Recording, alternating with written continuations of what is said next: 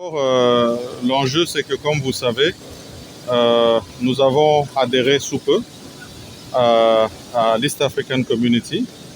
Et c'était déjà un engagement qui avait été pris par Son Excellence Monsieur le Président de la République d'intégrer cette famille de ces pays de l'Afrique de l'Est. Et nous sommes allés à cette 22e session d'abord pour participer vraiment à part entière en tant que membre. C'était notre première participation en tant que membre de cette communauté. Et à cette occasion, il a été question d'abord des questions de libre-échange et du marché commun. Il fallait que nous puissions donner notre voix.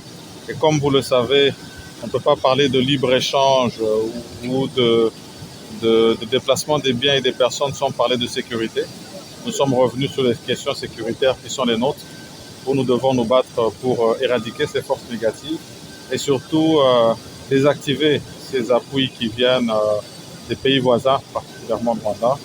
Et c'était aussi pour nous l'occasion de réaffirmer cet engagement d'avoir cette force commune qui peut venir ici en République démocratique du Congo pour nous aider face à cet enjeu. Et donc, je pense qu'en tant que première participation, nous avons été très bien accueillis. Nous remercions non seulement la République de Tanzanie qui a accueilli toute la délégation, mais surtout tous les autres pays hôtes dont les présidents étaient présents pour la chaleur qu'ils ont témoigné à cette nouvelle adhésion de la République démocratique du Congo à l'East African Community. Et nous sommes contents des résultats.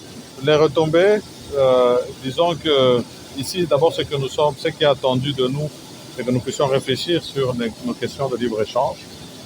Nos experts vont y travailler et avoir cette force conjointe qui peut venir rapidement.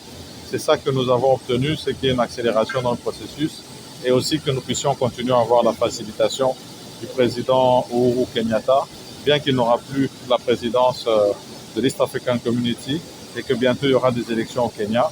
Et étant donné que c'est lui qui a démarré ce processus, nous avions voulu qu'il reste et nous sommes contents qu'il ait été retenu comme facilitateur.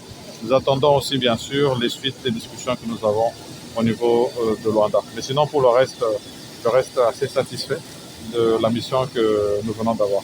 Merci.